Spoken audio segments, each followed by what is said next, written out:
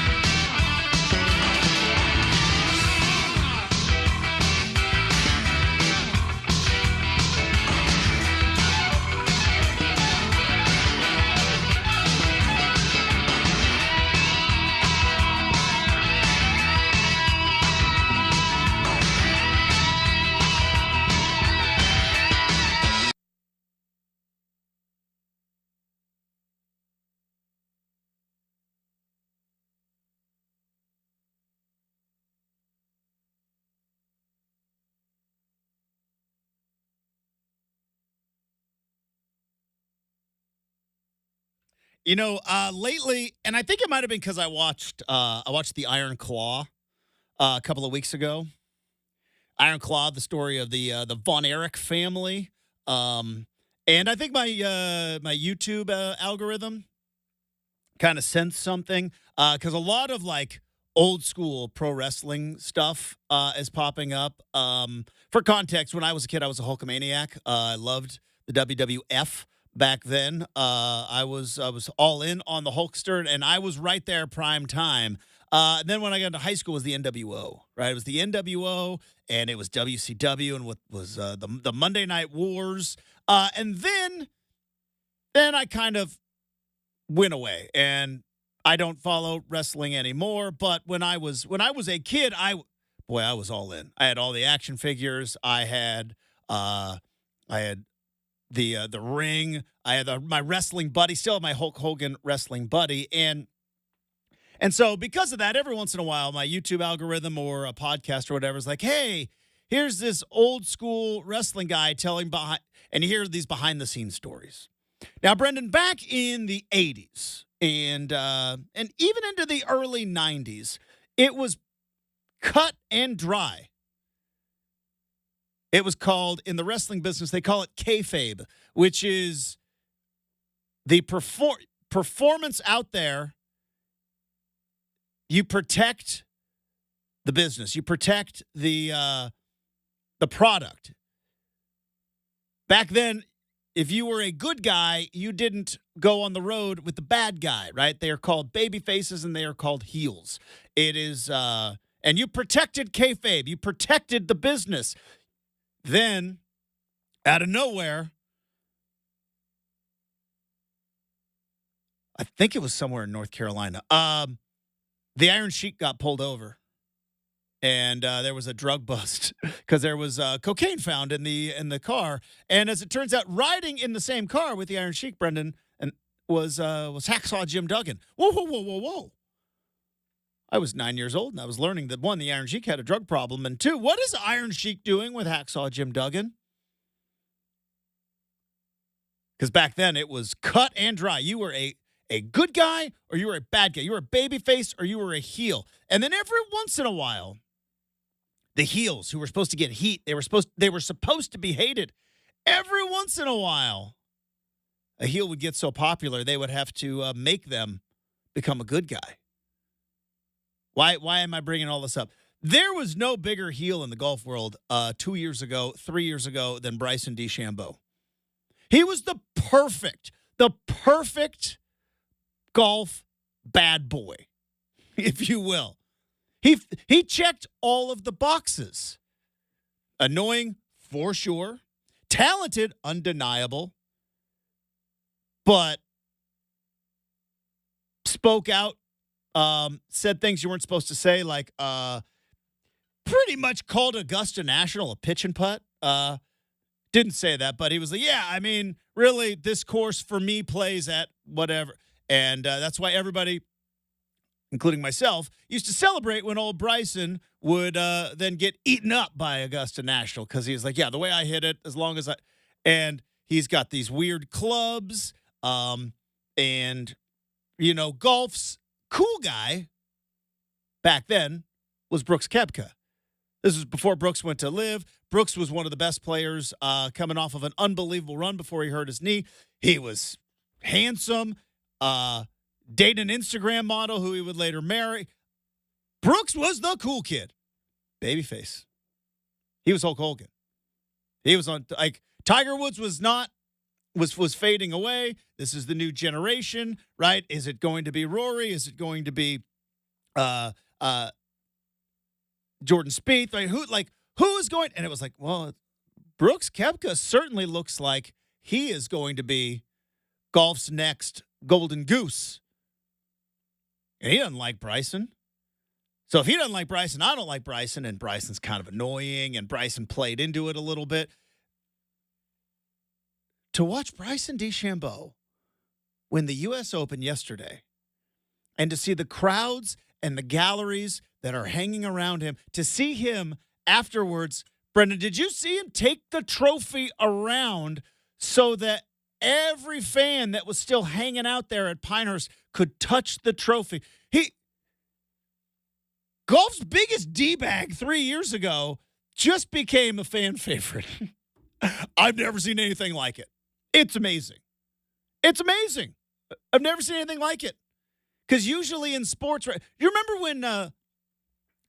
Can I say when LeBron tried to be a bad guy when he went to the Heat and he's like, and he had that Nike commercial and it's just like, I guess I'll just be the bad guy. And it's like we watched it and we're like, you can't do that. That's not who you are. I'll say this. I totally get where you're coming from. As someone who liked him 3-4 years ago, Justin, I won't say he was a D-bag 3 years ago. So I respect. I'm saying the general consensus. Yeah, totally. But was yeah. Oh yeah. Okay. Because it was edgy. It was edgy. I would say to be kind. Say he was edgy. He did things that kind of upset the balance of the sport. And he was doing it all before, and this was before Bleav. Right. This is even before the whole Bleav thing came into existence. Yeah, and Justin, this shouldn't surprise you at all. He was kind of a contrarian in a sport where you're not a contrarian. So, of course, I liked him. I'm trying to think of and I've been racking my brain last night, and then I watched House of Dragon, and that got me all. Oh, I bet it did. Whoa, Yeah, threw me for a loop. Maybe more on that later. I don't know what's the House of Dragon spoilers rules. Do we have them? That's tough. I don't. Do we give it a day? I don't know. Because I can't imagine anybody who is as into the show that would be ruined, that would have spoilers ruin the show. Didn't watch it last night, right? We've been waiting 2 years for this. Hasn't it been 2 years? I also feel like if we just, whenever we decide to wade into that pool, Justin, we'll just be like, spoilers, give everyone a chance to maybe turn away real quick. Yeah, but I don't want people turning the channel. We need them listening to the show. That's why I said we'll keep it to a brief second. Anyways, we'll keep it brief. Back to the golf. I was thinking about this all night. Like, I'm trying to think of, has there been someone like the bad boy Pistons, kind of like what you were talking about, Brenden. You looked at your guy Bryson in a certain way, but the rest of the golf world was like, what a D-bag. The bad boy Pistons fans loved them. Everybody else in the league hated them. The Miami Hurricanes. The Miami Hurricanes of the 80s and the 90s, and then again, another resurgence in the 2000s. The Hurricanes fans, Miami fans, were like, yep, those are our guys. And we look back now with the U and the 30 for 30 going like, those guys were cool. And not at the time. Not at the time. At the time, those guys were getting a ton of hate. And right. How much does this piggyback off of last week or last week? Excuse me. I Bleav it was last major, but maybe I'm misremembering where Bryson threw the golf ball at the kid and fall. Well, something happened, and we've been talking about the maturation of Kyrie Irving a lot these last couple of weeks, right? And how Kyrie Irving seems to have kind of figured it out. He's kind of grown up a little bit. Bryson figured something out, because I think he's toned down the D-baggery a little bit. He also is doing a ton of social media, and this is the thing that I am learning as a man in his middle ages. If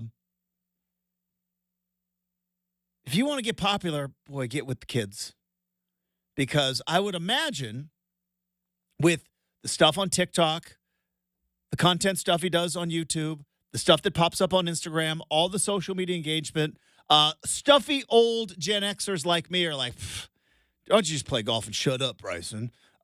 Whereas the kids are like, no, I like that guy.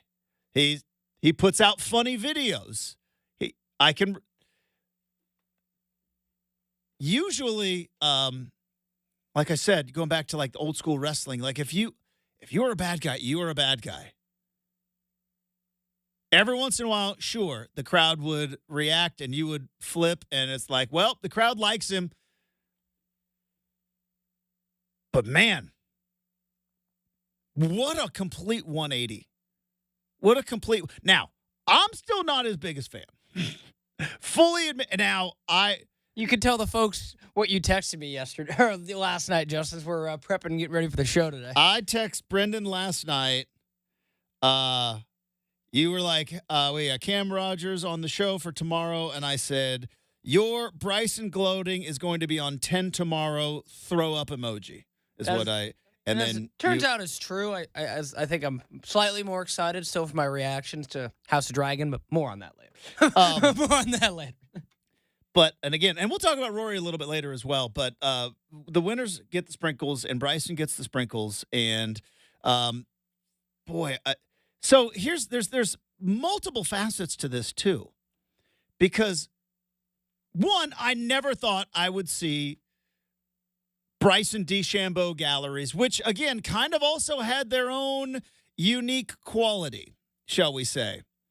Now, I'm a guy that enjoys a protein shake as much as the next one, but the Bryson Bros, a little bit much for me.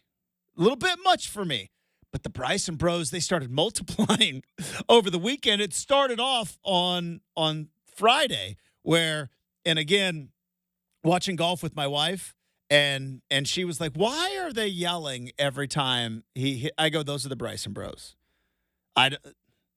She's like, is anybody going to like make them stop? I can't make them stop. And it turned out, then they started multiplying over and over and over every time again. after he, let's get it, Bryson, just as loud. I'll say that was it was a little excessive. Now, I say this as a guy who loved the You're the Man, Tiger, which was about 15 years of every time Tiger hit a golf ball, some guy, you're the man, Tiger. Like, and I'm sure all the older That's fair. Golden Bear fans, right? The Jack Nicklaus fans were probably like, oh, gee, these guys. Like Shooter McGavin and Happy Gilmore. It's like, this is golf. But the Bryson Bros started multiplying over the weekend. They started becoming more and more prominent. They started bringing in others into their club, into their faction, to where on Sunday, boy, I never thought I would see Bryson DeChambeau with such a pro fan response. Not that everybody would boo and hiss like they do in wrestling, but you would think that the gallery would be far more tilted to see Rory McIlroy, Captain PGA, the guy who has got, now it feels like it's going to be forever, but a 10-year drought between major wins, looking for major win number 5. No, man, it was Bryson. And then in the end, much like, as they say in the pro wrestling world, a heel turn, in the end, PGA's golden boy, whom I still love, PGA's golden boy took his clubs, hopped in his car, didn't almost hit a cop, that's good, but hopped in his car. He probably could have been someone who said, do you know who I am? And got away with it. So. Peeled out and said, I shall take no further questions. Meanwhile, that's the golden boy. That's your flag bearer in Rory McIlroy. Meanwhile, Captain Crusher on the Live Tour, who not everybody, but the majority of golf fans either hated or were irritated by, he's got the trophy out amongst the people. Now, fun story, little quick story with Uncle Justin, story time. Everybody gather around, take a knee, your helmet's not a chair. When the U.S. Open came to Chambers Bay, I was working in Seattle at the time, and I was very lucky that we were able to do a radio show live from Chambers Bay. So I was there, and Brenden, I actually got a chance to hold up that trophy. Made us wear gloves because I believe the thing is sterling silver, and they don't want it all smudged up before I can't remember who. I know that Dustin Johnson choked and didn't win that tournament. Here? The one in Chambers Bay.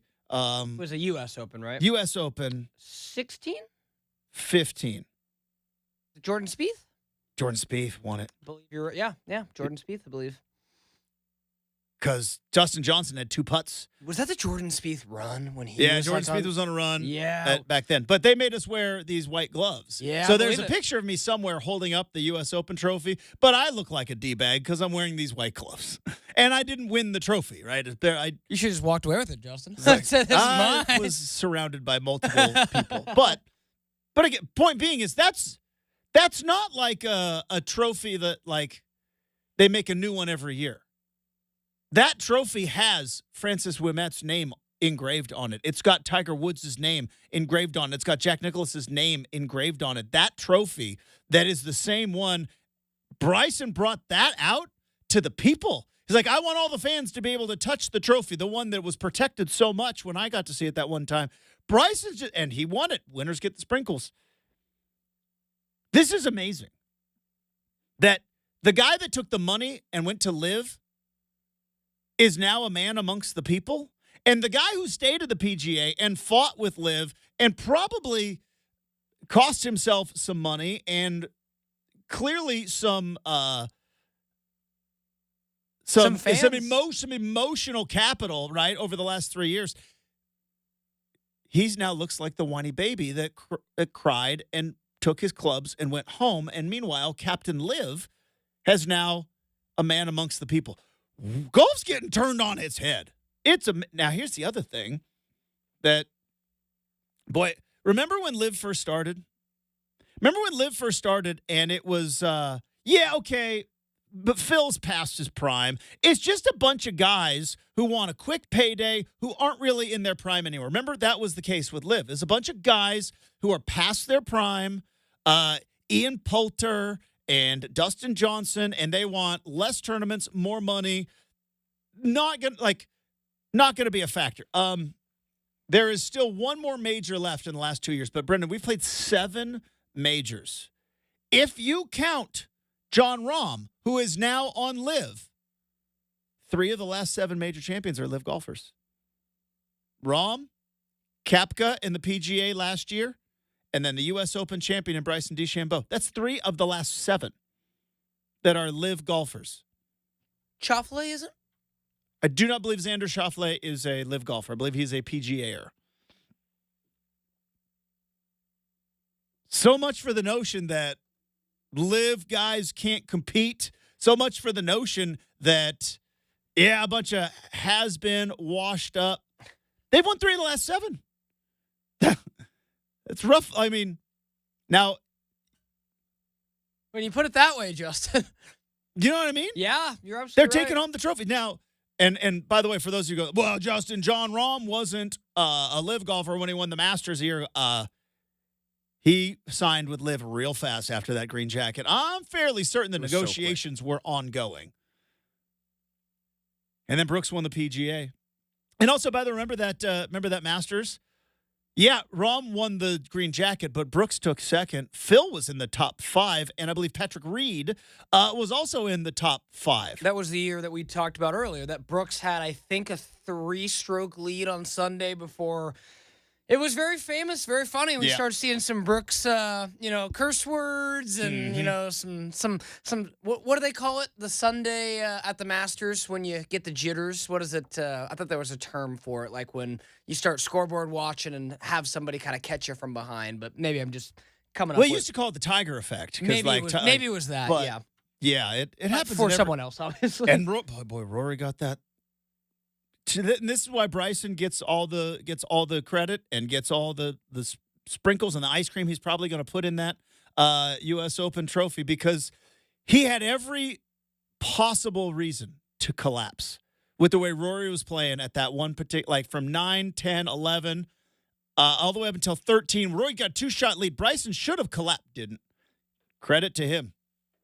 But now we got to look at Bleav a different way now, because, like I said, they've got 3 majors of the last 7. They are clearly proving that it is not just a bunch of has-beens taking a payday. These guys are factors now. And, like I said, PGA Golden Boy and Rory McIlroy, he looked like the pouty little baby. Meanwhile, the Bleav guy, selfish golfer, took the money. He's the people's champ now. Oh, my brain is having a tough time figuring all this out. All right, we continue our countdown to kickoff in college football with On Campus next on 620 Rip City Radio.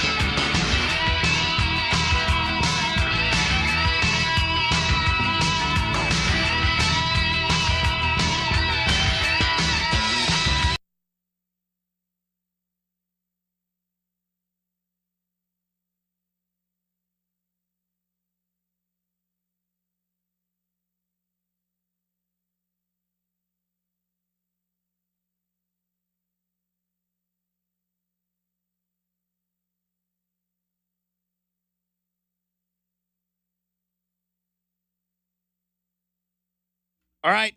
75 days away. 75 from the kickoff of college football 2024. And we have games of the year. Games of the year lines are out. So it is time to take a look at the way too early betting lines with some interesting Oregon games in the mix, some interesting national games in the mix as well. Let's go on campus. All right. This is from Circa Sports, which is home of Stadium Swim, which is the best place in Vegas. It's the coolest spot ever. You going to Vegas this summer? I'm going in August. Yeah, nothing on the docket right now. But you never know. Could Stadium be a weekend Swim. Getaway here or there. Stadium Swim, though. The coolest place ever. Yeah, when are you going to that again? I don't know if I'm going to Stadium Swim this time. When's your trip in August so I don't step on your toes if I go? Don't worry about it. It's a big city. It's a big city. But Circa, huge sports book there in Vegas. They now have Brenden, they have the lines out. College football games of the year. So these, from week 1 games to final games of the season, they have got very early spreads out on the marquee matchups. And boy, there's some interesting ones. Let's start with this. I Bleav it is October 12th. Maybe the biggest game in Autzen Stadium history. Maybe. We'll see what happens. But Ohio State and Oregon facing off as members of the Big Ten in Autzen Stadium. Now, again, there have been some big-time matchups at Autzen. There have been some top 10 matchups at Autzen. But to have Ohio State and Oregon coming in as probably the two prohibitive favorites in the Big Ten, I would say. Where are you at with Michigan? They lost a lot, lose Harbaugh. They're still the national champs. Got to prove something to me. They're still the national champs, right? Got to prove it, though. Currently, Circa has Oregon as a 1-point dog. 1-point dog at home to Ohio State on the betting line here. Other notable Oregon games on the games of the year. Let's see, where was it? Oregon at Michigan. Speaking of the Michigan Wolverines, the defending national champions, Oregon's going to be headed to the Big House. That's, I think, the first weekend of November. Oregon 4-point favorite right now against Michigan. Surprising one for me. Oregon also 9-point favorite against Wisconsin. That one's going to be on the road in November. I'm going to be fascinated by not just Oregon, but Oregon, Washington, USC, and UCLA, how they handle Midwest outdoor November football. Now, I know it gets cold around here, and I know it gets rainy and everything else, but I have a hunch Midwest cold might be a little bit different. Who knows? And then this one surprises me, but I guess I shouldn't be surprised. In a rivalry game, way too early, game of the year line, Oregon 19-point favorite at home against Washington. Now, I know Washington's got a new coach. They're going to have a new quarterback. They got a lot of things going on in transition, but Jed Fish is a really good coach. That one surprised me, that in a rivalry game, almost a 3-touchdown favorite for Oregon. Washington lost a lot. They did. But a lot. I thought Jed Fish did a good job of stopping the bleeding, right? When it was kind of a mass exodus. And understandably, but now, and if there's ever a coach where you're like, boy, not maybe to go and get the win at Autzen, but to keep it way too close. See, Fish would be that guy. You're right. Now, I'll say this, Justin. You never want to put it down to one or two players. The conversation and narrative, long term, you might be right. Immediate narrative around Jed Fish. Mm-hmm. If he had brought, I'm just going to call him T. McMillan and Fafita? Yeah, Noah Fafita. This conversation stops and finishes. Yeah. Washington might be a preseason top 10. He's that good, but those two guys stayed at Arizona, surprisingly, with Brenden. Again, very surprisingly. I How did don't- Washington get outbid for them, Justin? How does that work? Yeah, I think A lot of some NIL money popped Yeah. up. funny though, but regardless. Maybe a hometown discounts too. And this is the other thing that we don't like. I don't think kids like getting dumped. It was a whole thing for decades upon decades in college football that you just had to deal with that, right? If you were a player and your coach got a better offer, they would go and they got their money and you were kind of stuck. Well, now these players have options. Not all the things about NIL is bad. I don't like it still, but it's not all bad. And one of those things is options where it's like, all right, coach left. You guys want me to stay? It's going to cost you. Also, it gives you an option of like, yeah, our coach left, but we're going to stick it to them. Now they're in different conferences. I'm trying to find other games of note. This one's kind of interesting. I think it's week 2. Colorado at Nebraska. Nebraska just a 5-point favorite in that game. Are we going to have another September of prime with Colorado? When does the Colorado stuff start cranking up again? When does old Dion start running his mouth? I haven't heard a lot from him. I did hear a very interesting rumor about Colorado. I think it was The Athletic put it out. And again, rumors, but like that apparently Coach Prime made it mandatory for all players to attend the warm-up concert. The warm-up concert. I saw that. Featuring Shedeur Sanders to show support for their quarterback. USC, early game at Michigan. That's going to be a huge game. USC at Michigan. They're a 9-point dog. Michigan is a 9-point favorite. LSU, a big favorite over UCLA early. UCLA is going to be terrible, right? They lose Dante. They lose Chip Kelly. They lose Dante Moore.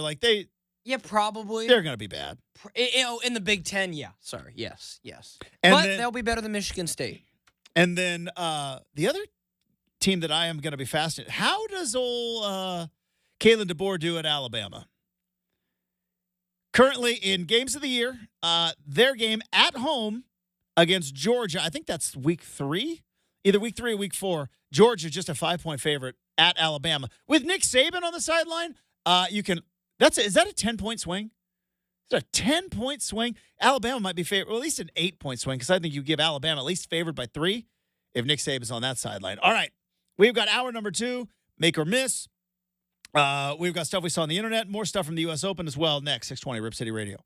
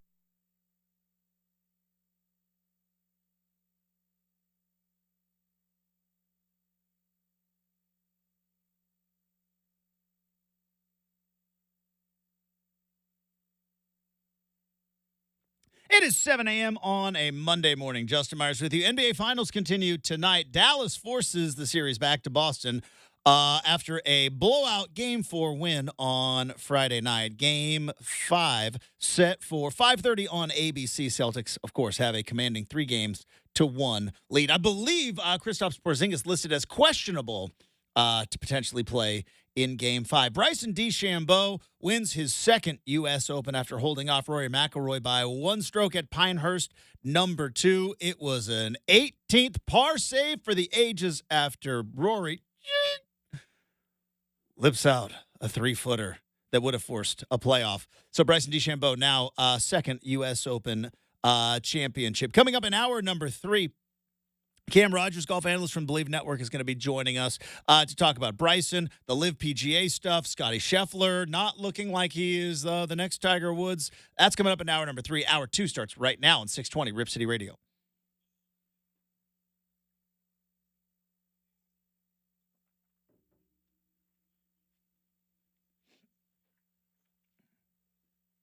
Hey, welcome back to Rip City Mornings, everybody. We have got Make or Miss coming up in 20 minutes.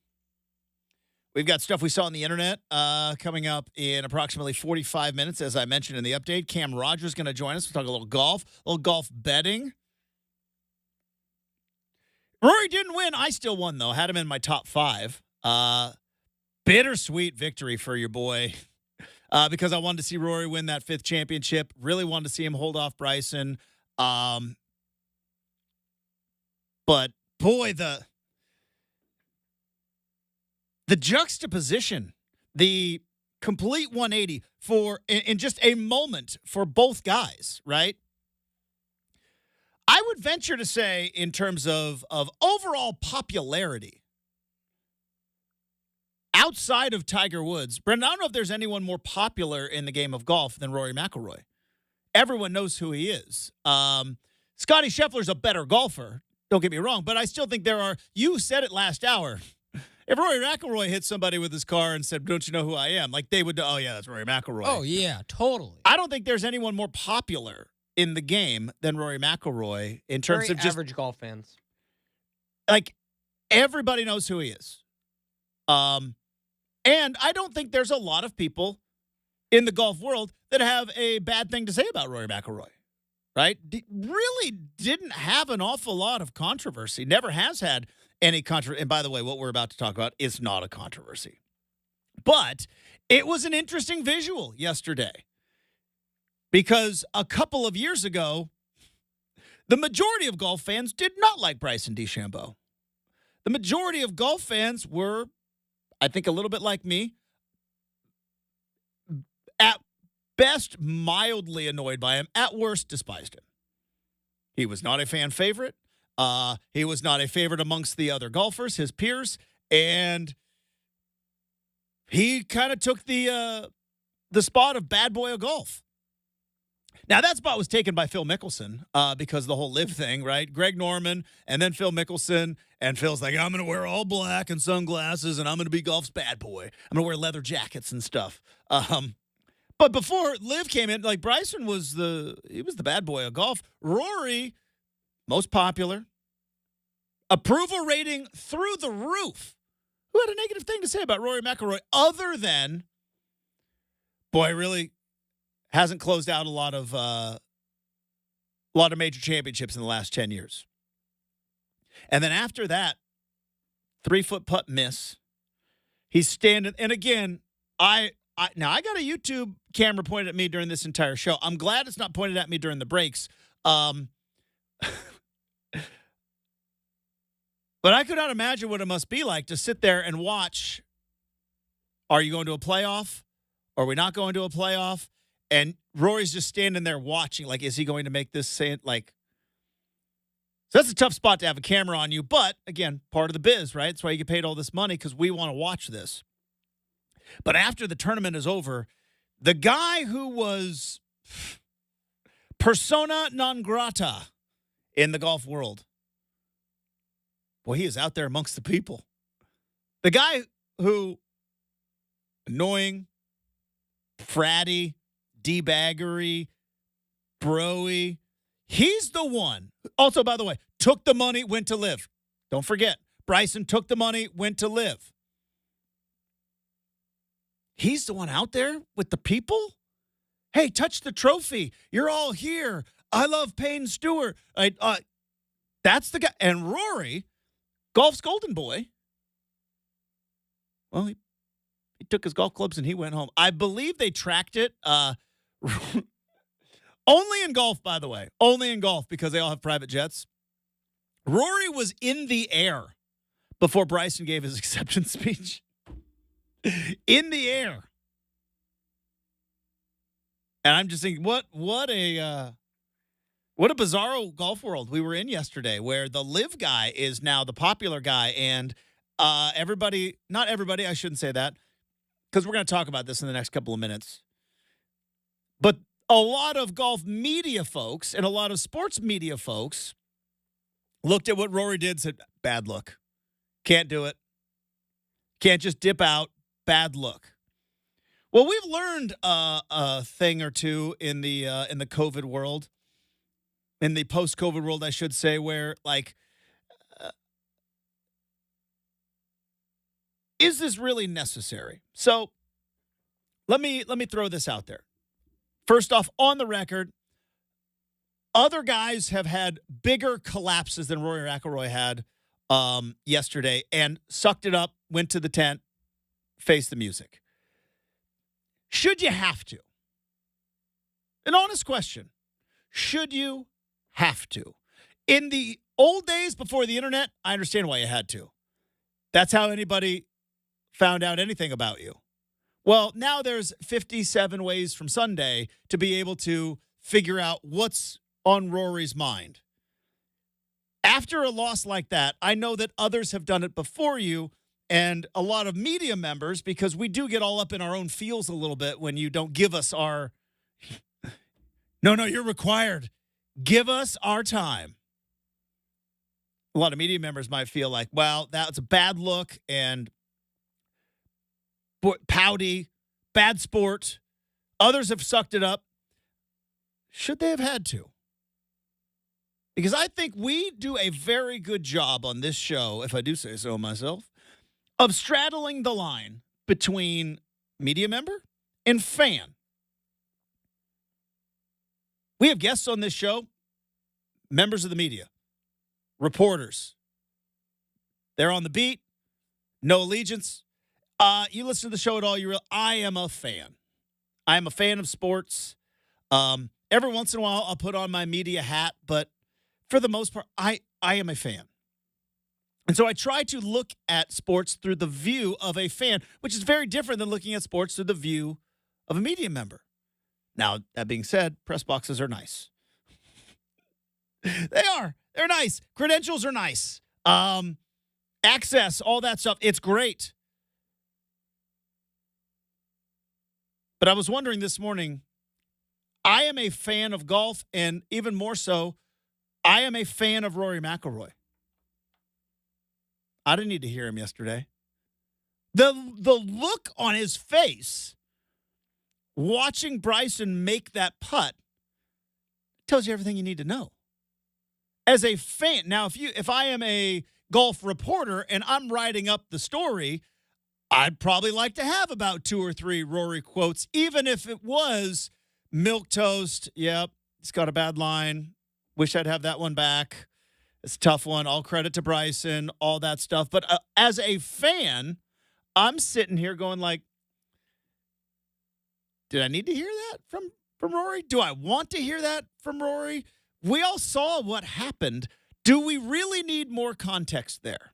And it's just I'm just an honest question. I go to super producer Brenden, who is an actual member of the media. Yeah, I want to throw in again. This is Brendan's go-to example, and I know it's kind of been my my kind of reference point the last 6 months or so. But again, Justin, knowing what we know now, and knowing that he knew we all knew, do you think Jonathan Smith really wanted to go to that Autzen Stadium tent after the Civil War and answer the 15 minutes of questions about Michigan State knowing all well that, again, to your point, Justin, those milquetoast answers from Jonathan turned out to be some of my most important quotes that I'd ever gotten from him.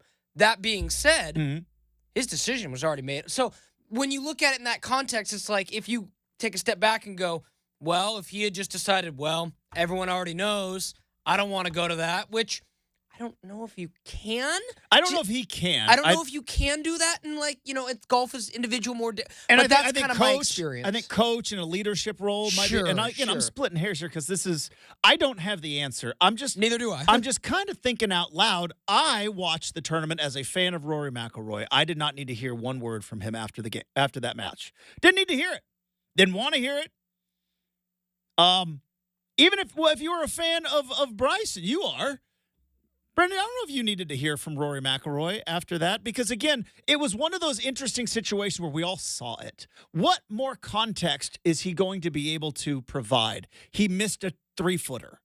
I wanted the camera. There's nothing else to, what would have been the question? I know exactly what it would have been because I went to the same interview seminar that all of them went to as well. Rory, what was going through your mind when that putt that would be the question. What were you thinking about? And you're not going to get anything good. I agree that it's a bad look, but in the end, as a fan, do we need to hear from guys after those moments? And again, I might be splitting hairs because you bring up, as a coach, right? Dan Lanning probably did not want to talk to the media after either one of those Washington losses. Probably didn't want to. Had to do it. But like you said, maybe that's the difference of leading young men versus being a coach of a team versus individual sport. Yeah. Because the only people that missed out anything from Rory leaving, the only people were the reporters who were going to write a story. I don't need it. I'm more than capable of doing my show without a quote from Rory. Would have been good, though. I don't think it would have been good. Oh, you don't think so? I think it would have just been miserable. Now, maybe I'm also being hypocritical because I like Rory. And he's my it was funny. My wife asked me, she was like, or I think it might have been Friday. She was like, why do you want Rory to win? I go, Tiger Woods stopped being good. I'm a guy. We pick our guy and we stick with him. He's my guy. And I thought, man, I was going to be able to come in here and do a whole, maybe some other part of this is too, is I had a whole, boy, that first hour would have been real different. But I just think do we need to hear from him at that point?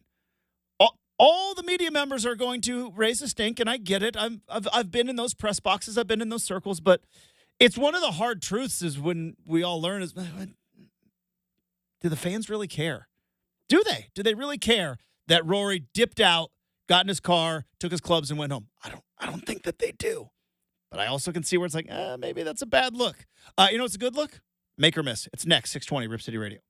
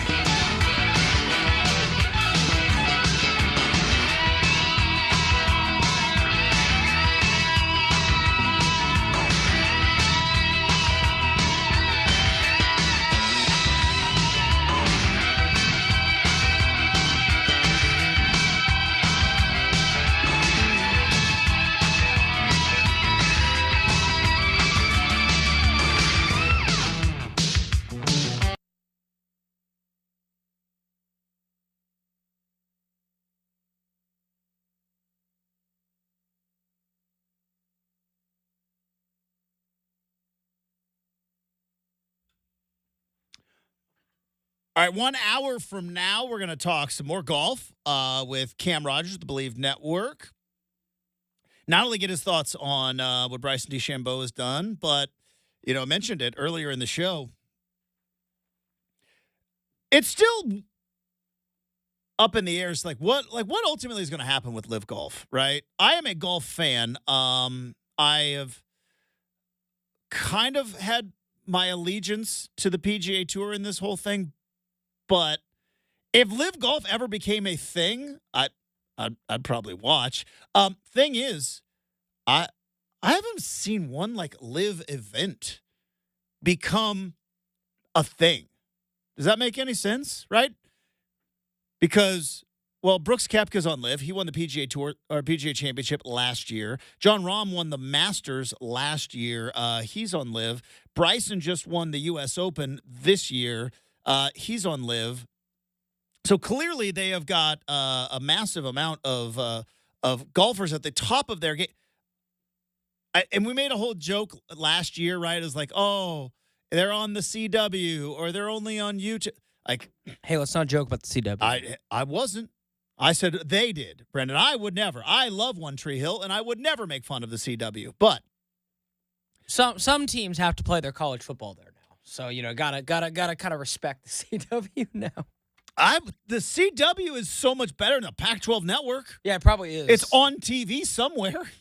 You can get it on major. You go to a sports bar and be like, "Do you have channel whatever?" And they go, "We sure do." They'd go, "Usually that's a network TV channel, but I feel you." At least that's the response instead of "What's that?" Yeah, that doesn't exist. We don't get that. They're like, "Wait, you mean the channel was Supernatural?" Okay, yeah. Well, that part. Game's coming on after Supernatural. Okay, got it. All right, yeah. Well, we'll put it on then. So true. But you know what I mean?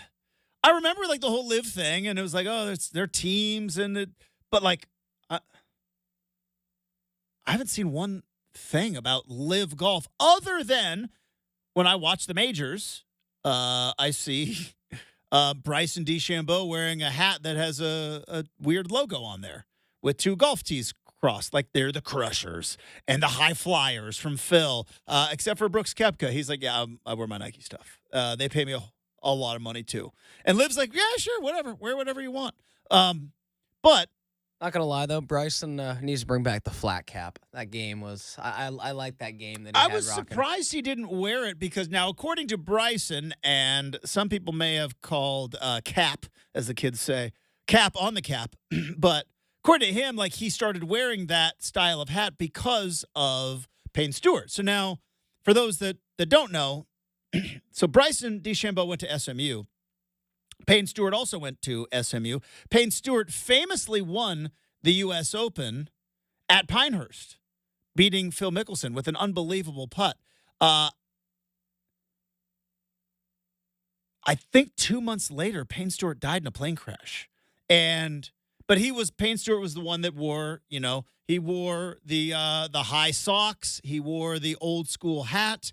And he had this putt at Pinehurst where it was him and if you think the sand shot that Bryson did, the putt that Payne Stewart made to beat Phil Mickelson, I think it was 97, 98, right around there. And there's a statue of the pose he made after he hit the putt to win the U.S. Open, and then Payne Stewart passes away. I'm surprised that Bryson didn't bring back he had the hat attached to his bag. I don't know, maybe because he's in a different, I don't know. So there's not many golfers that rock the old, I want to call it beret. I think it's more of a flat cap. I call it a Kangol hat. I'm sure that's not what it's called either.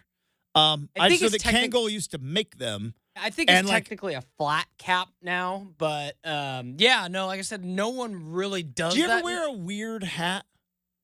I wear a bucket hat when I go floating. Bucket hat. Yeah, and even when I went to Hawaii, I brought my bucket hat. I got a beaver bucket hat, Justin. I look as obnoxious as you might think with wearing it. Twisted tee and a beaver bucket hat, man. That's Brenden.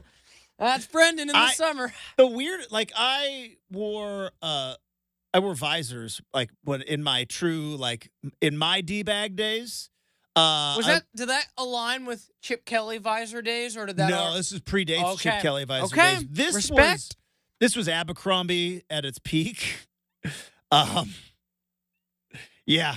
I was peak Abercrombie, bro, with the frosted tips, spiky hair. You know, like those Eminem 2000. Like, so you know the visors they'll sell with the fake spiky hair in it? You know, yeah. I didn't need the fake spiky hair. All right. So that's probably the weirdest hat I ever wore. See, yeah, I remember those. But like never wore the Kangol hat, or it was the Kangol hat backwards that like. Did you ever rock a fedora? No. Okay. Not like I was curious. I wore a baseball hat and a visor is probably the. I could still see you like with your I could see you with the frosted tips rocking that visor, some ripped skinny visor too, not some distressed jeans. Dude, they were the best. They were the best. Baggy, if I were to guess. No, well, Abercrombie was it baggy style? Was still baggy, yeah. And then styles change quite a bit. Really, they're back apparently. I just wear jeans. It goes up now. and down, man. Like again, 3-4 years ago, Justin, you didn't want your shorts to reach your knees. Now they're kind of coming back to your knees again. They're coming back a little bit. They're going back. So I need to bring back my old board shorts now. Kinda, yeah. They're kind of coming back to the knees again. So I just bought. I know. I just bought some new swim trunks. Swim trunks, but like you can go to the kneecap, no further than the kneecap right now, supposedly. But it always changes. It always changes. We'll see. All that being said, what were we talking about? Oh yeah, Bryson, weird hat. Yeah, the whole Live Golf, like, do they even run events? Do they even run it? Like, I've never heard of I don't know how Bryson or Brooks is doing in the Live Golf events. Has John Rahm? I don't know. I just know that they keep winning majors. All right. Let's dive into Maker Miss. Yeah. Oh, sorry. Oh, yeah, go ahead. Real quick. So to your question. So there's been half a dozen Live tournaments so far this year. So for instance, Live Las Vegas was in February. Dustin Johnson won that. Okay. Brenden Steele won Live Adelaide in April. Dean Burmster won Live. Burmster won? I don't know that guy. Live Miami in April. There was a Live Hong Kong, a Live Houston about a month, 2 weeks ago. But isn't it just weird that we're in the sports world? We are. They just don't come on our radar. We host a sports show every day. We both like golf, and it's like the only time I hear of Live is either A, as part of a merger deal, or B, when they show up to majors wearing their weird gear. That is odd, isn't it? I don't hear about any of the actual Live Golf that happens. Yeah, it's almost like quietly they're like, hey, we're just going to start dominating your sport, and there's nothing you can do about it. But it's just like they just show up for just the big tournaments. I don't know. Let's dive into Make or Miss.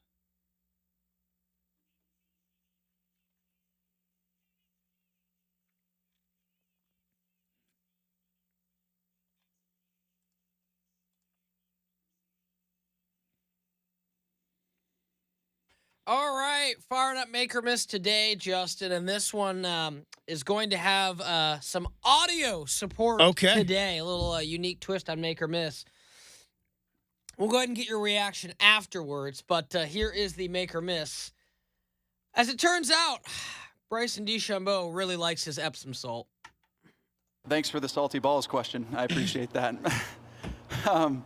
Yeah, I put my golf balls in Epsom salt. I'm lucky enough that Connor, my manager, does that now. I don't have to do it, but essentially we float golf balls in a solution to make sure that the golf ball is not out of balance. There's a big thing back in the day where golf balls are out of balance, and it's just because of the manufacturing process. There's always going to be an error, especially when it's a sphere.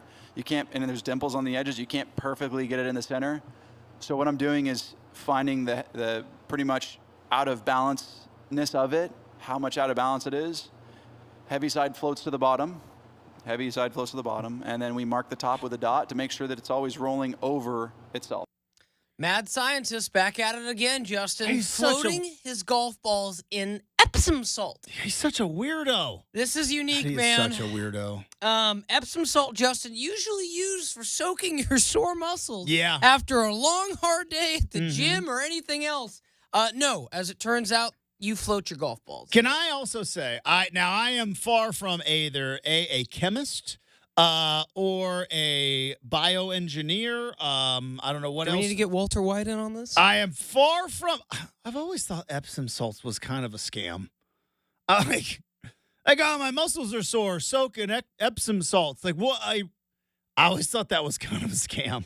I will say, my experience, it works. Okay. Do you Yeah. think it works or do you think it's placebo? I think What? Okay. I use it often. Dumb Yeah. question. Can I ask Yes. a dumb question? And maybe we have to Google this on the fly. What is the difference between what is the Epsom? What makes Epsom salts different than just salt? Is it particular minerals? Is it soaked in through the skin?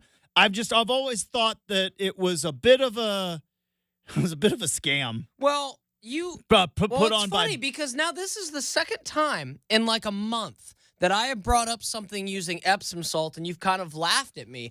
What was the story that we talked about like a month ago of the celebrity who said she took the Epsom salt baths at ridiculously high temperatures to squeeze into her dress? I forget who that was. But yeah, I wonder now, Justin. magnesium sulfate or magnesium sulfate as chemical compound. Yes, it was Jessica Biel. Bathed Okay. in 20 pounds of Epsom salt to squeeze into her dress for the Met Gala because Epsom salt basically helps you remove toxins from your body and therefore just sweat out bad stuff, essentially. So I'll say this, Justin. Yeah, I still, and I have no evidence to back it up. Zero, zilch, none. Yeah, I'm speaking from a massive place of ignorance. Like, I still don't know if I buy it. yeah, like I'm telling you, like you're speaking to the evidence as someone who will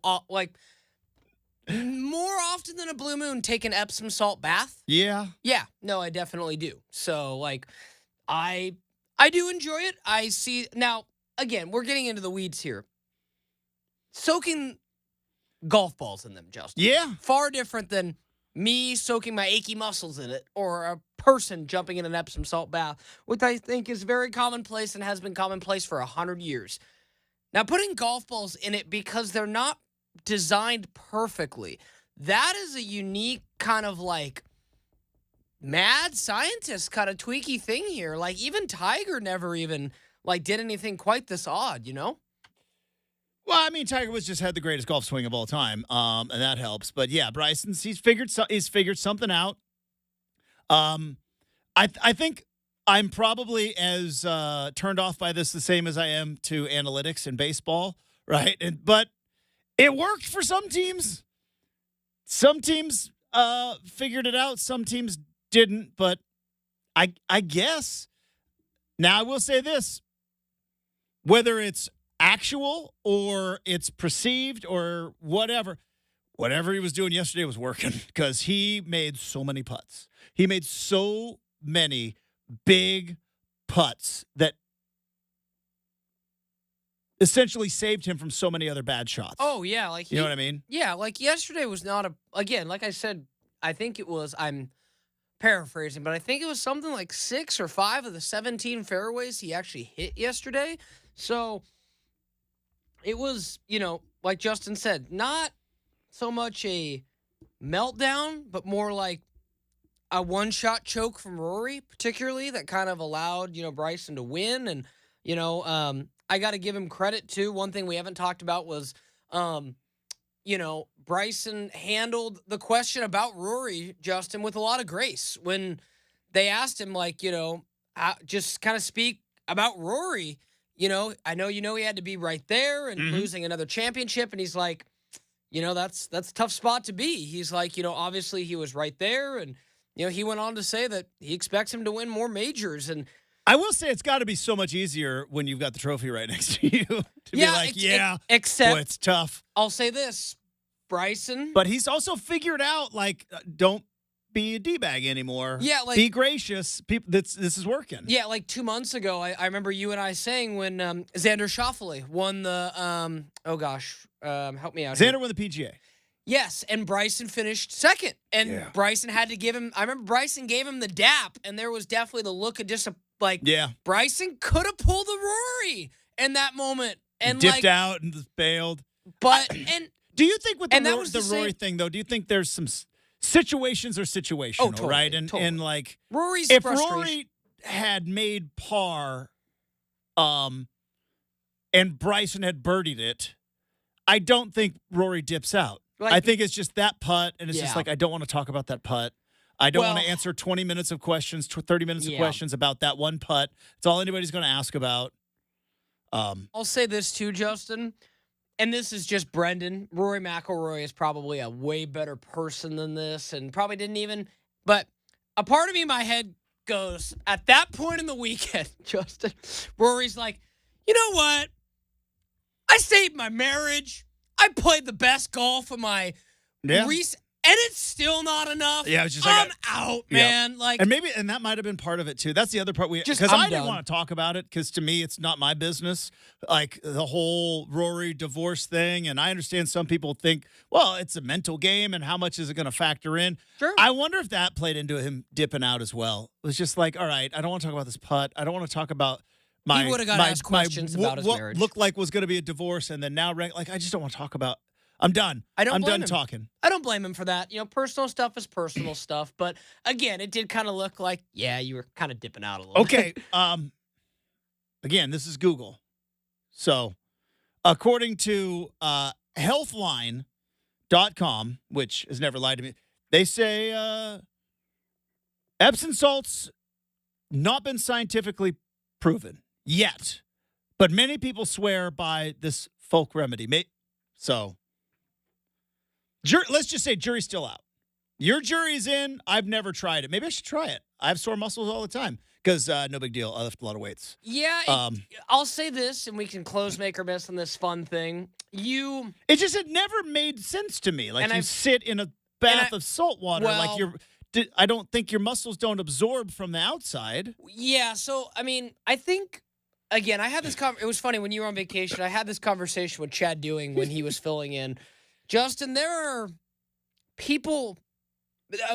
Okay, I'm gonna be a little male versus female here for a minute. There are men Careful. who can pull off sitting in a bathtub and soaking in, salts and things like that, and those who can't. Chad's like, I would never sit in a bathtub as a grown man. Right? Really? Oh, Right. that's. So I would. So I would I totally remember, sit in a like, we had bathtub. this conversation. He's like, sitting in a bathtub, you're kind of sitting in your own filth to an extent. I get that. I'm someone who enjoys a good bathtub. So, but I also, How dirty are you when you get in the bathtub? but I also hear that sentence make you kind of sound like a toddler when you're like, I enjoy a good bubble bath, Justin. Like, so I disagree. You know it's what? tough. Live your life. Tough, right? What's that? That clip that they always play from Ted Lasso. Oh, And it's yeah. like, you live your life. Hey, if you want to take a bath, you take a bath. Have you not heard? I'm gonna send you the clip. Have you heard the clip of Jason Bateman talking about bathtubs? I have not. Yeah, I'll send you that clip. Now, too. baths aren't Yeah. they're not really my thing, but just sit in a bath. You go right for it, man. That was I not, don't- that was I hold not no ju- I Chad Dewing's judge the- response. I judge the Epsom salt thing more than I judge the bath because I don't think it's a thing. But I also don't think ghosts are real, and some people think I'm crazy for saying that out loud. But I've never seen a ghost. As the Ghostbuster said, I ain't afraid of no ghost. All right. Coming up, stuff we saw. Is there another Major League Baseball gambling scandal? Are we going to ultimately have to hold a sports gambling summit? Because it feels like this Major League gambling investigation turned up a couple of players betting and apparently umpires also betting. So we'll dive into that. Stuff we saw on the internet coming up next, 620 Rip City Radio.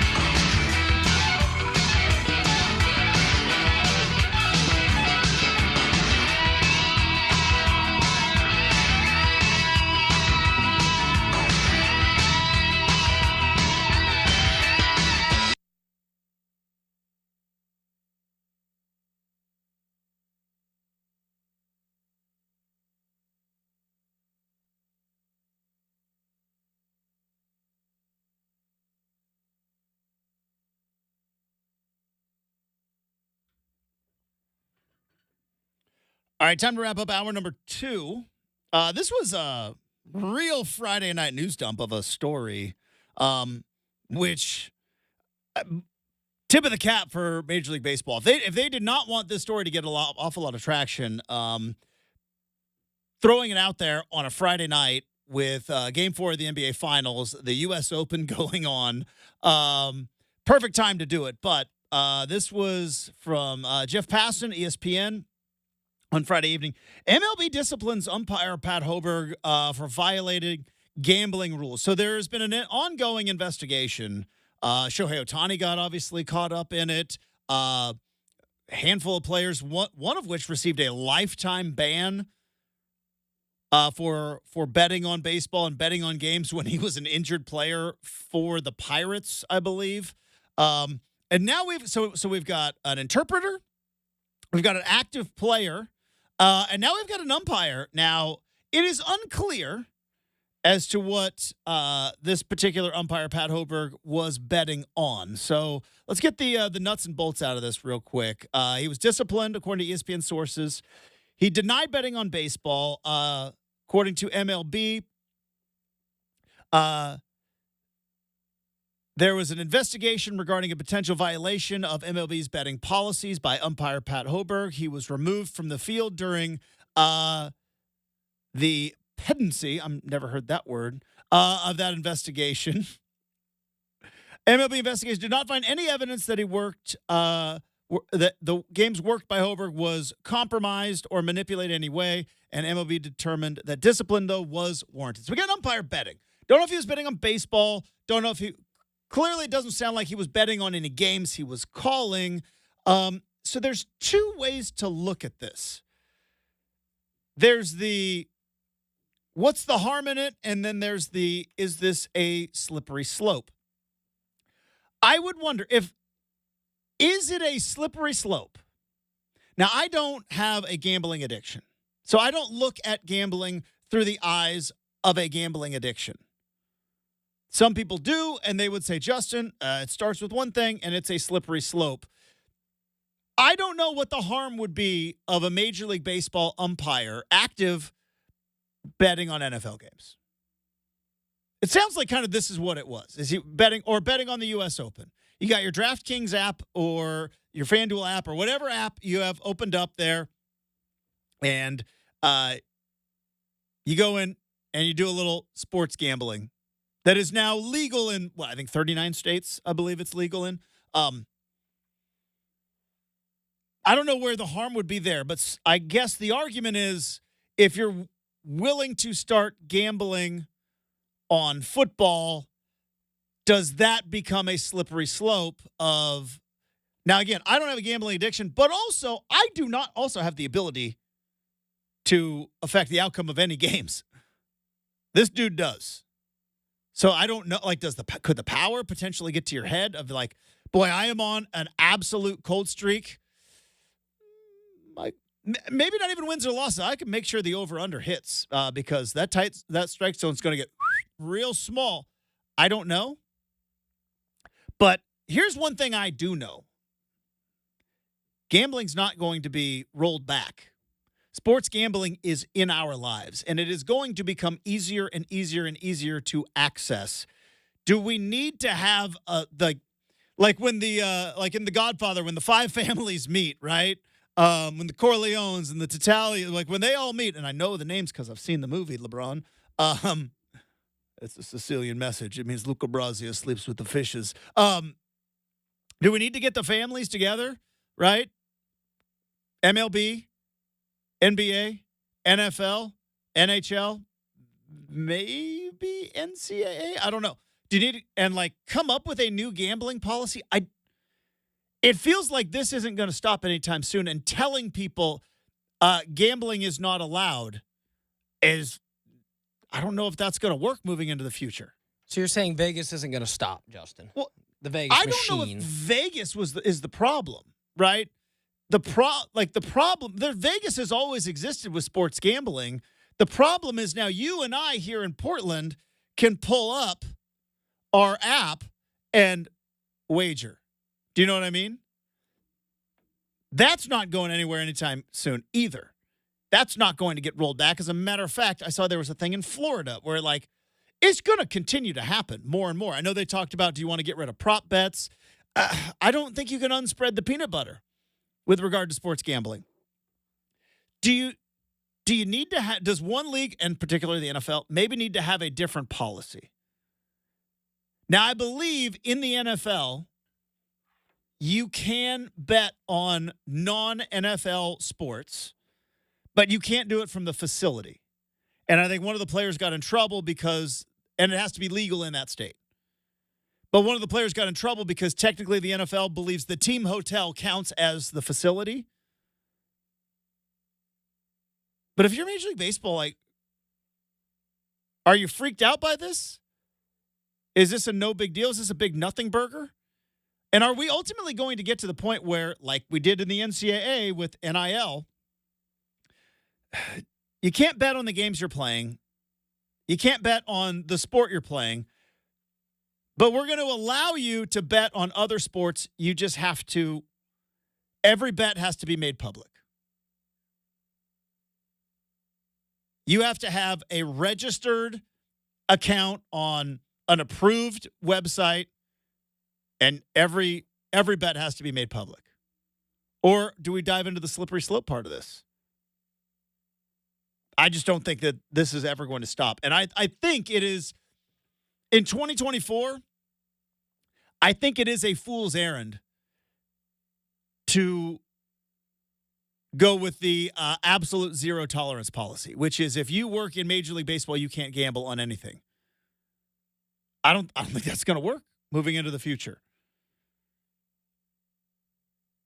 Now, for a counter argument, which is making this a real flippy-floppy segment, I guess my other argument would be, look, I bet $5 on Rory finish in the top 5. He did. Would have liked to have seen a win.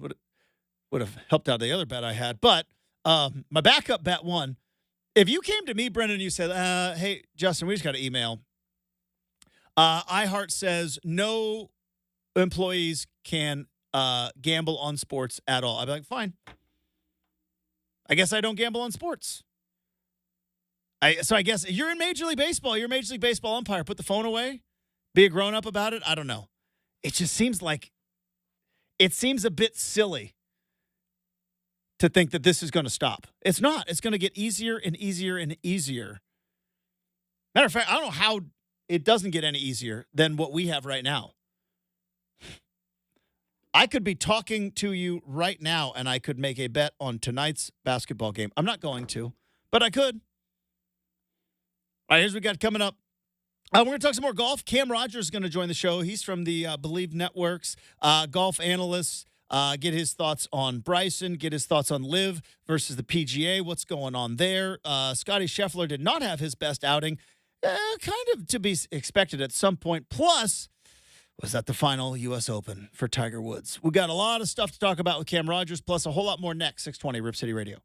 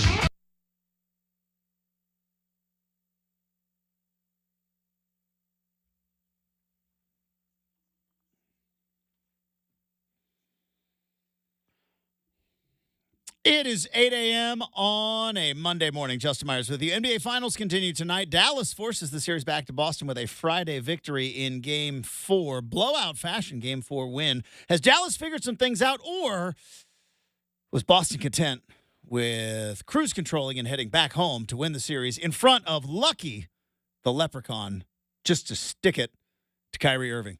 Game 5 tips off 5:30 tonight. Kristaps Porzingis listed as questionable. Bryson DeChambeau wins the second U.S. Open after holding off Rory McIlroy by one stroke at Pinehurst number 2. Bryson now two-time U.S. Open champion. Golf analyst from the Bleav Network, Cam Rogers, joins us in 20 minutes. But crazy golf hot take thought as we start hour number 3 right now on 620 Rip City Radio.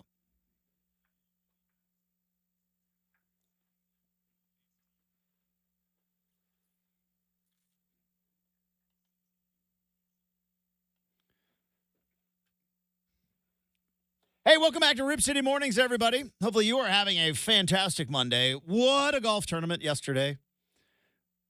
And pretty well documented after Bryson pars 18 to win by a stroke. And before he even got the trophy engraved and in his hands, Rory was out. He was up in the air, flying back to Florida. I've given my thoughts on that. Not a great look, but also I don't know what you were going to get from Rory in that situation. But Bryson had plenty to talk about. Obviously talked about winning the championship for the second time. Talked about Payne Stewart and the significance of winning it at Pinehurst number 2. Go back and look at that story with Payne Stewart. But also about his mad science ways of golf, which is, all of his clubs are the same length. He does this whole 9 o'clock, 10 o'clock, 11 o'clock thing on his swing. And apparently he has a very intense way of preparing his golf balls. Here was Bryson DeChambeau talking about his unique, that's probably the best word to use, unique preparation for these major tournaments. Thanks for the salty balls question. I appreciate that. Yeah, I put my golf balls in Epsom salt. I'm lucky enough that Connor, my manager, does that now. I don't have to do it. But essentially, we float golf balls in a solution to make sure that the golf ball is not out of balance. There's a big thing back in the day where golf balls were out of balance. And it's just because of the manufacturing process. There's always going to be an error, especially when it's a sphere. You can't, and there's dimples on the edges. You can't perfectly get it in the center. So what I'm doing is finding the pretty much out of balanceness of it, how much out of balance it is. Heavy side floats to the bottom. And then we mark the top with a dot to make sure that Sinks it's always rolling over itself.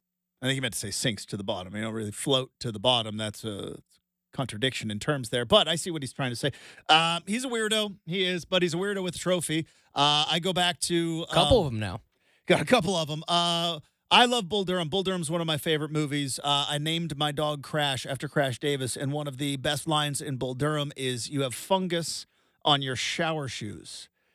If you win 20 games in the show, you can grow all the fungus on your shower shoes you want, and the press will call you colorful. Until you win 20 in the show, it makes you a slob. And so I think about that with Bryson DeChambeau, and you can do your Epsom salts and your clockwise swing and all of your manufactured specs and all that, and you're kind of a weirdo. You win a couple U.S. Opens. Guess what? No, he's colorful. He's unique. He's eccentric. Those were not the words we were describing Bryson. I said edgy. Those were not the words we were using to describe Bryson before he'd won a big giant trophy or won it again. But you win a big trophy, and all of a sudden now you're unique.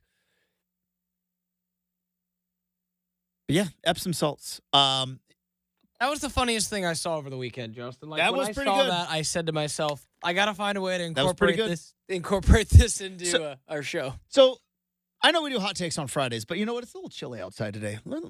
throw out a crazy hot take. And I'm curious, we're going to talk to Cam Rogers coming up next. Haven't had him on the show. I think he's been on with Chad and Dwight, but haven't had him. Really excited to talk to him, not only golf, but looking forward to the British Open. And I'm going to throw this out. I don't believe it. I'm just throwing it out there. It has been well documented. Scottie Scheffler's the best player in the world. Scottie Scheffler's the best player in the world. Scottie Scheffler got arrested. You just arrested the best player in the world. And you look at the tournaments he has won. Yeah. There's no doubt statistically, the way he's been playing, Scottie Scheffler has been the best player in the world. And there is no, in the world golf rankings, the way that they go about it, yeah, he is clear number one. But we're in a different era now. Live Golf plays 54 holes. They play a team concept. These guys already have guaranteed paychecks. The golf rankings have even said we don't know how to rank these guys with the 54 holes. We don't know how to do it. Much like I have always said that it is a bit lazy to talk about quarterback legacy solely on Super Bowl wins. Because obviously they don't play defense, and to win a Super Bowl, it takes so much other stuff. But we do that. We boil it down. Like, all right, how many Super Bowls they got? The LeBron Jordan debate, 6 rings. We're done. So if we're going to be a little bit lazy with quarterbacks, if we're going to be a little bit lazy with NBA players, let's be a little bit lazy with golfers. Are we sure? Are we 100% positive that Scottie Scheffler is the best player in the world? Because lazy argument, Masters this year, Scottie Scheffler won it. He said, Justin, he won it. I understand. He walked out with the green jacket. Bryson finished 6th at Augusta. He finished 6th. PGA Championship. Now, Scottie Scheffler did get arrested, which may or may not have affected his Sunday. Because remember, he got arrested on Friday and then actually played fairly well on Friday. And then Saturday, it all kind of came crashing down. There's the adrenaline, Justin. Bryson DeChambeau finished 2nd in that tournament. He did. Xander Schauffele ended up winning it. Scottie Scheffler. And Bryson was right there till the final day, if memory serves. He was right there till the final day. He finished 2nd in that tournament. U.S. Open comes around. Bryson DeChambeau is holding up the trophy, running around the golf course like a big goofball that he is, letting everyone have their moment with the trophy, and looking at full leaderboard, where do we find Scottie Scheffler? He's down in the 50s. Where was he at? I had 41st. Sorry, my fault. He finished 41st. Are we sure that Bryson DeChambeau is not the best golfer in the world? Not statistically, because you have it in terms of the world golf rankings. But I'm saying right now, there has been one dude that has won a trophy and has finished top 10 in every major this year. And it's not Scottie Scheffler. Yeah, I mean, I think when you consider, Justin, to your point, he is number 10 in the world golf rankings. Of those 10 players, including him, you could absolutely make the claim that he is playing the most consistently this calendar year of those guys. Now, again, like you said, Scottie Scheffler, total points, total money, but again, then you start bringing in, well, total money won versus total money signed with Live and all those. So you can't really look at money as the factor, but you're talking pound for pound in the majors. Hard to argue. It is hard to argue, but now here would be the other argument. You would say the first tournament of the year, Kapalua, tied for 5th, Scottie Scheffler. AT&T Pebble Beach, you ever heard of it? Tied for 6th. Tied for 3rd at the Waste Management Open. Tied for 10th at the Genesis Invitational. Wins the Arnold Palmer. Wins the Players' Championship. 2nd place at the Houston Open. Wins the Masters. Wins the next week at the RBC Heritage. Finishes top 10 in the PGA Championship. He was tied for 8th. Tied for 2nd in the Charles Schwab. Wins the Memorial, which was just, I think, a week and a half ago. Really is only... The only clunker that Scotty Scheffler has put up was his 41st this year. So this is where like I said, it's a lazy argument if we're solely going on majors. DeChambeau tied for 6th, tied for second, won it. This year, majors, Scotty wins the Masters. Can't take that green jacket away. Tied for 10th at the PGA, or excuse me, tied for 8th at the PGA and finished 41st. The difference is that in between those majors, Scotty Scheffler just, ho-hum, wins the Arnold Palmer, wins the Players, wins the Heritage, wins the Memorial, takes second at the Houston Open. And what is Bryson doing? He's playing team golf with the Crushers. Now, he's, like you said, Brenden, he's top 10 in the world rankings, but the world rankings are skewed now because it used to be so easy. Everybody was playing 72 holes. It was a 72-hole weekend. Advanced stats, analytics, all whatever, money listings, all the other stuff that they're using. Now, Live is like, man, we play 54, and we play a weird team concept, and there's music playing, and you know what I mean? So I see why it is very easy to be like, what are you talking about, Justin? Scotty had one bad weekend at the U.S. Open, which, by the way, happens to the best golfers in the world have bad outings at the U.S. Open. I get all that. I'm just saying.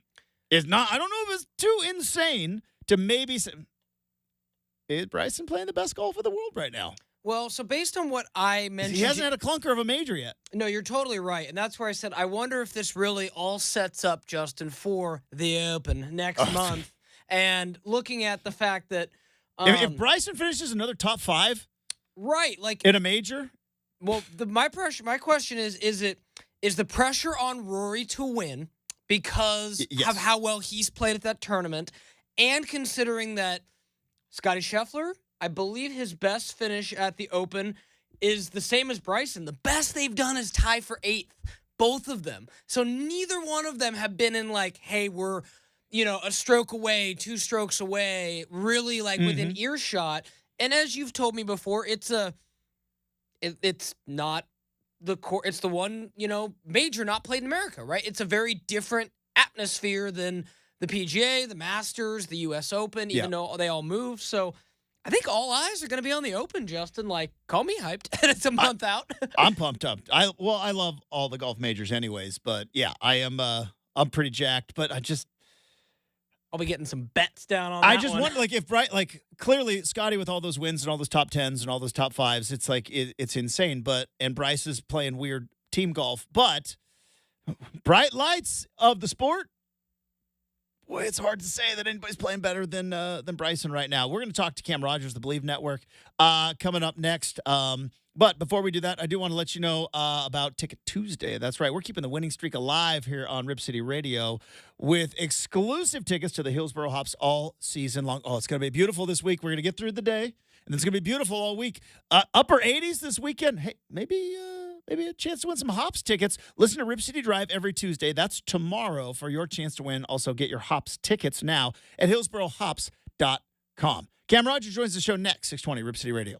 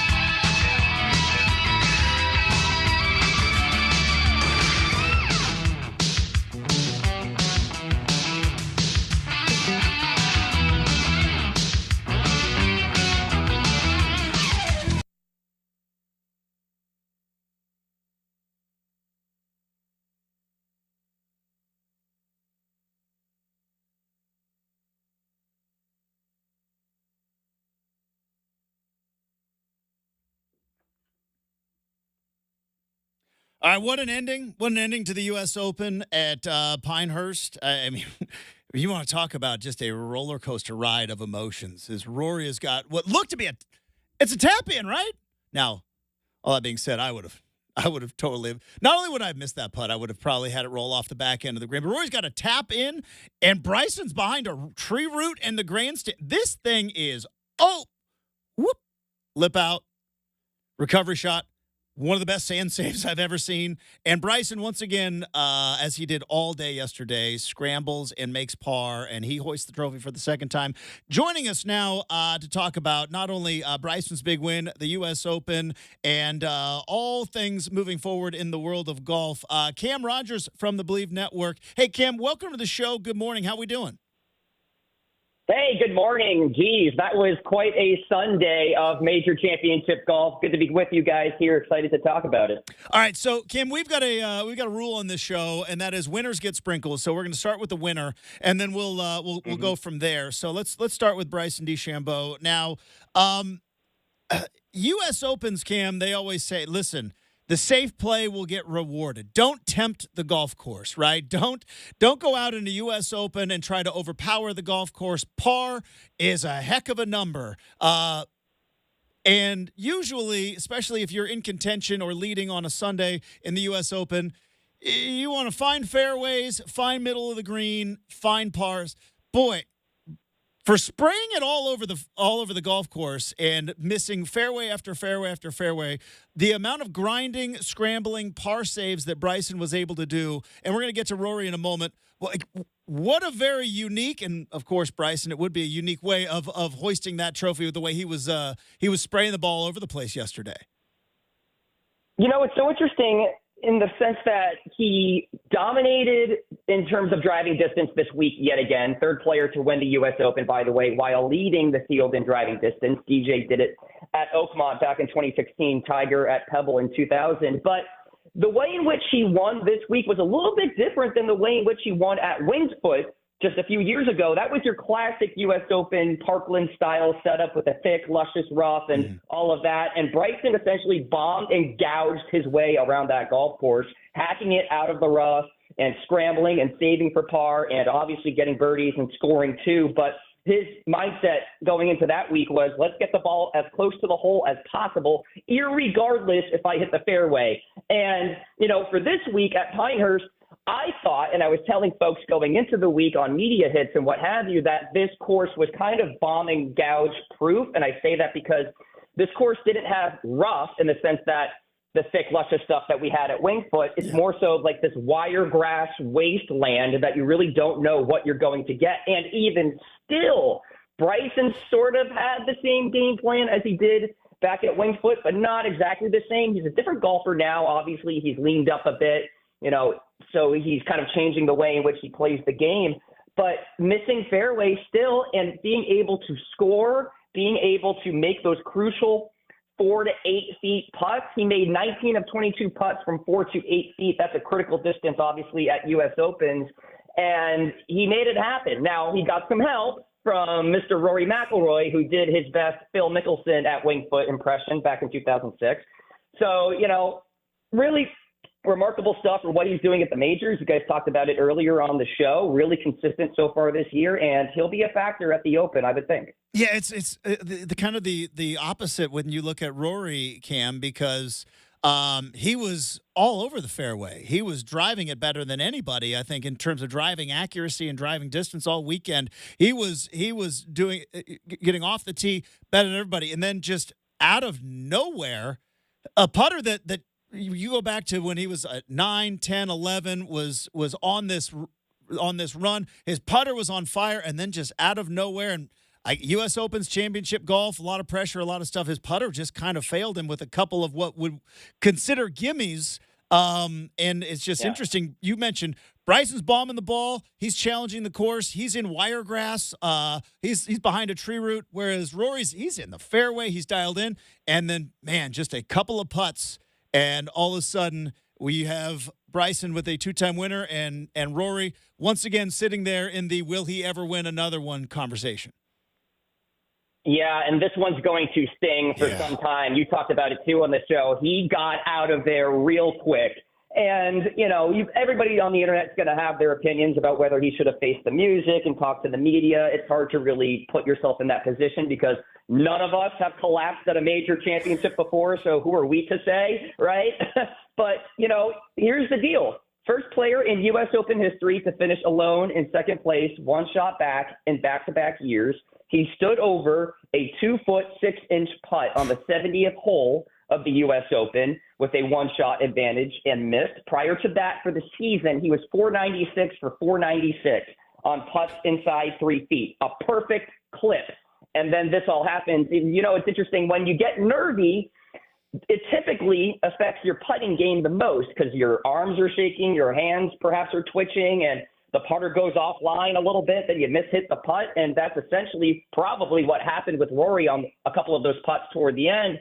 And he's not, allergic to collapses either. Remember at the Masters back in 2011, that back nine collapse. I mean, he was just absolutely awful, even though he was in the driver's seat that day.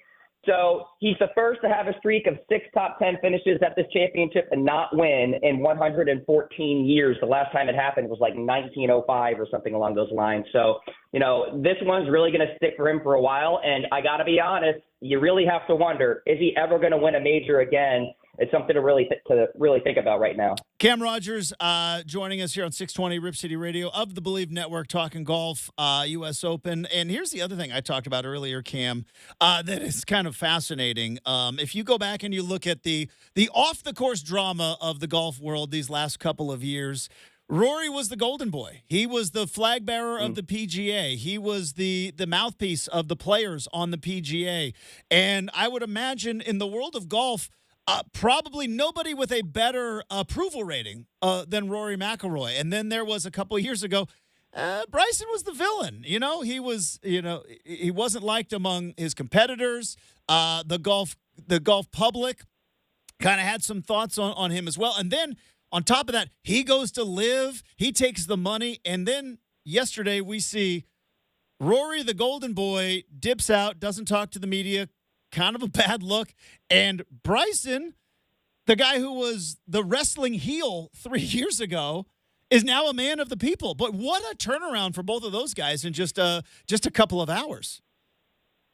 And I honestly think those personalities were there all along. We just never really understood them fully. Yeah. At the end of the day, Bryson is a great guy, nice guy, really good with the media, engaging. Is he a little bit weird, wonky? Yeah, but we all are in our own ways, right? And you need characters like Bryson on the golfing stage right now because, quite frankly, there's too many vanilla, boring guys out there. Like Scottie Scheffler, I guarantee you, does not get stopped very often on the streets just because he doesn't have the biggest personality out there, right? So we need people like Bryson to Scotty's not going to stop on the street fire anyways. up the game. Cam, Scotty's not going to stop on the street anyways. If you do try to stop him, he's just going to motor right through there. Exactly. So, it really is interesting that we had that juxtaposition, right, with Rory running off and Bryson, triumphant at the end here. And you mentioned it. I mean, Rory was the torch holder of the PGA Tour, and he really wasn't there to face the questions yesterday, so it does make you wonder. And then with Bryson, you're right. I mean, remember the whole Brooks versus Bryson thing? Yeah. And, people were divided about that. And now Bryson and Brooks are good friends, so it's all good. But, yeah, I think, Bryson's one of the great guys. And, by the way, I hope we can get to this point where there is the PGA Tour merger so that these guys can all compete on the same stage consistently. We still have yet to see that come to fruition. Well, I'm glad you brought that up. Cam Rogers of Bleav Network joining us here on 620 Rip City Radio, Cam, because again, it is a lazy take. I'm prefacing this with this is a lazy take, but it's also kind of where we are in 2024. It's pretty consensus. Scottie Scheffler is the best player in the world. And last segment I went through, you look at the top, other than this finish at 41, hasn't been out of the top 10 all season long. It's been an unbelievable run. But if you look at just the majors, Bryson's top 6 at Augusta, second place at Valhalla. He lifts the trophy at Pinehurst. I mean, if you look at the way that these guys have played, it might not be the craziest argument that, yeah, Scottie Scheffler, statistics-wise, is the best player in the world, but Bryson might also be the best player in the world right now when you look at the way he's been performing in these majors. And we just don't have the statistics because of the whole live thing. Right. Yeah. And plus, like, how do you quantify those stats on Live too? They play less in terms of tournaments. They play less holes, right? So factor that in. The competition obviously is not as good over there. But I think what we can do to massage that take a little bit is say that Bryson right now is the best major championship golfer of 2024. That is a fact because he's got the win. Scotty does too, but Bryson's been inside the top 10 every single time Scotty has not. So we can push that take out there. But as far as any other way to go about it, I think it's Scotty Scheffler. I mean, what he's doing right now is absolutely ridiculous. And I'll just sort of encompass everything with this stat. His current year bounce back percentage, which is when you get a birdie after a bogey, is the highest ever recorded on tour at 36.7%. Tiger's best was in 2000 at 36.5. So we're talking about Tiger-esque sort of numbers. And so, you know, it'll be interesting to see how Scotty bounces back after this week because the putter, again, got ice cold. And so when the putter gets cold for him, that's when he struggles. And we've got a really interesting test at Royal Troon here for the Open Championship. So we shall see if Bryson gets a win there. Oh, there could be quite a storyline heading into 2025 for sure. And there might be another storyline because I remember when the Live thing happened, Cam, and you know one of the criticisms and one of the shots that the PGA would take at Live is, look, it's Phil Mickelson past his prime, right? Is Dustin Johnson a guy who maybe his best golf is behind him, and Ian Poulter and you know Sergio? You look at these guys that were going to Live, they were notable names, but they weren't in their prime, and they were kind of looking, hey, let's get one last big payday, and you're well, I'm looking, and if we count Jon Rahm, who is currently a Live golfer, if we count Jon Rahm, 3 of the last 7 majors have been won by Live golfers, and that's Bryson, that's Brooks, and that's Jon Rahm. And I don't know if that narrative works anymore. You mentioned with that merger and that they start playing together, it's probably working itself out. But boy, it really is kind of putting to bed that one narrative that it's a bunch of payday. They're not going to be playing their best golf. Are they even going to be hungry because they're already getting guaranteed paychecks? Well, they've won 3 of the last 7 majors. It's a great point. And, you know, before all of this happened, I think it was going into the Masters. I was like, listen, guys, I have no idea how to quantify good play on Live and what that means. And guess what? Phil finished runner-up at the Masters. And, you know, Cam Smith was in contention and Bryson's winning majors now and Brooks. So, like, obviously that is all to bed, right? Like, if you are a good golfer, clearly it doesn't matter where you play. You can still perform well at the major championships. Now, some people have gotten a little fat and happy. Like Dustin Johnson, his game has completely fallen off. He has not played well at the majors this year. So it does happen for some guys. Now, he's got a family too, and, you know, sometimes priorities change. Brooks, Bryson, Cam Smith, these guys are still floating around here. So, yeah, I'm with you. I think, you know, Live golf competition, albeit not as good as the PGA Tours, it's still good enough and clearly prepares you well enough for a major championship because the proof is right there with Bryson yesterday. Cam Rogers from the Bleav Network joining us here on 620 Rip City Radio. All right, Cam, let's do it. Let's have the tough conversation. I don't think you've ever been on the show before. This has been great. I'm very excited. Thing you probably don't know about me, I love Tiger Woods.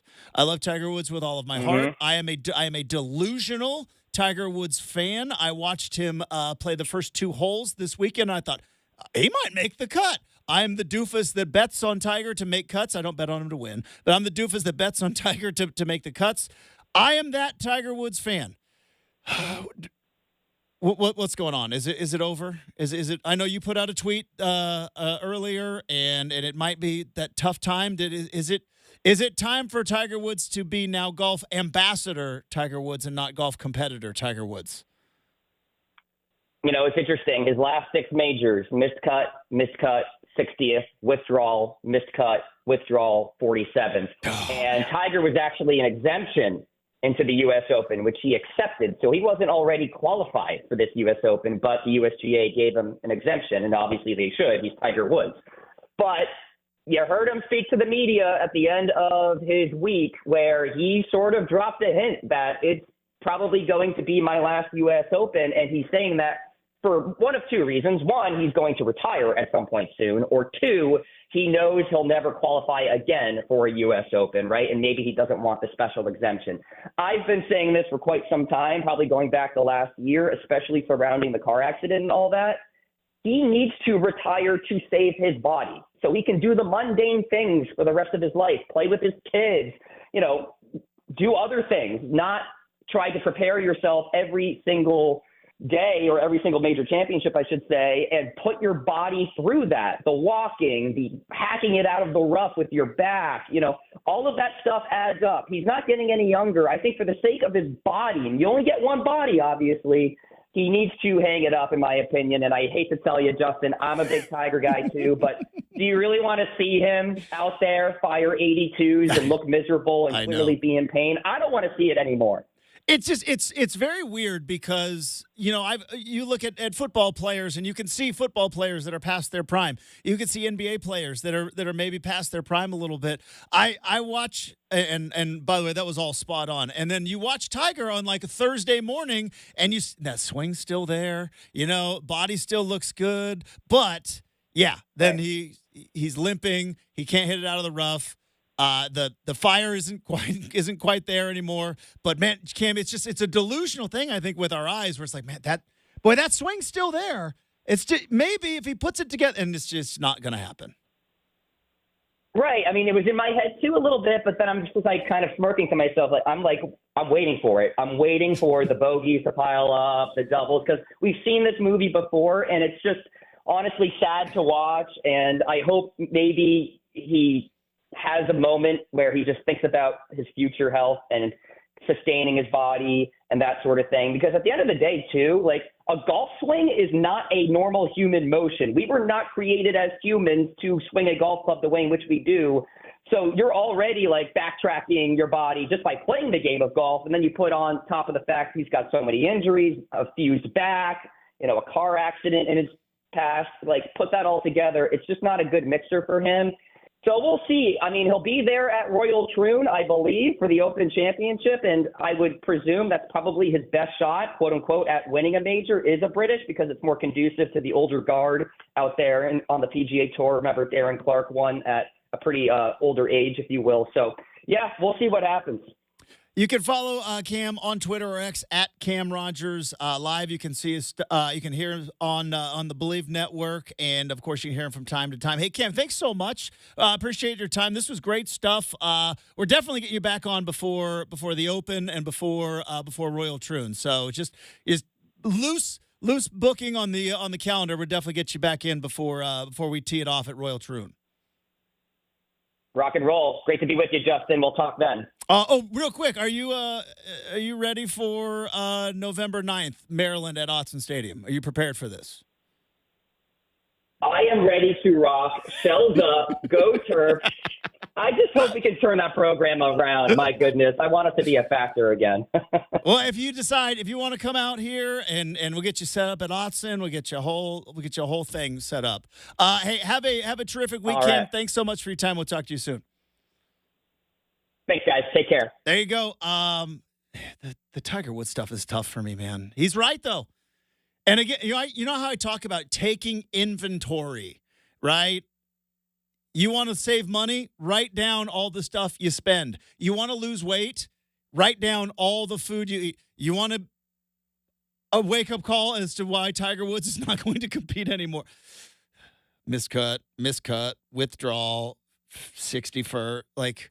Hey, I've been telling you for a while. The I know. Odds are tough, but he's right. It still could happen, Justin. It just takes one day. I don't think it can, but I believe Watch him it's go still win the real Open, to me. as we're talking about Rory and Scotty and Bryson. It's still like real to Tiger me. wins.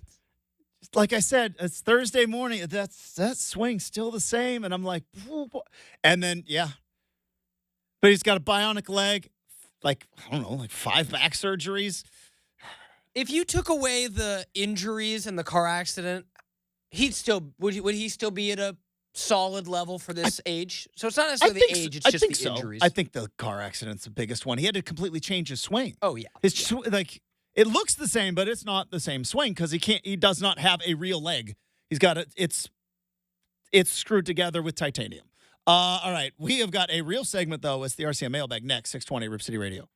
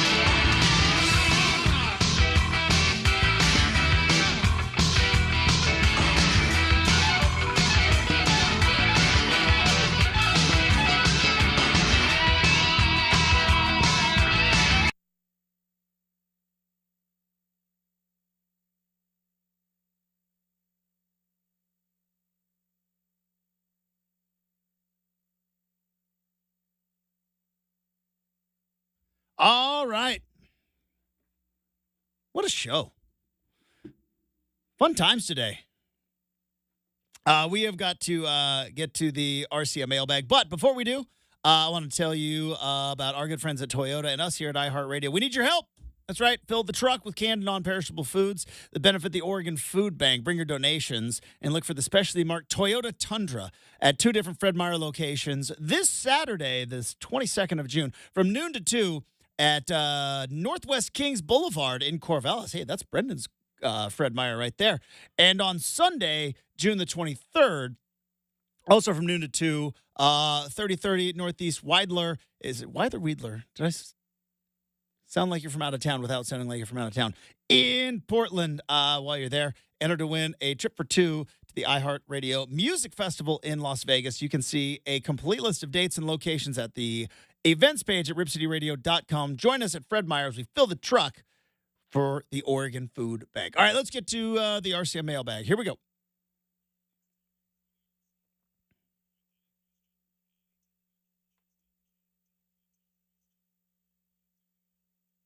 I've always said Weidler.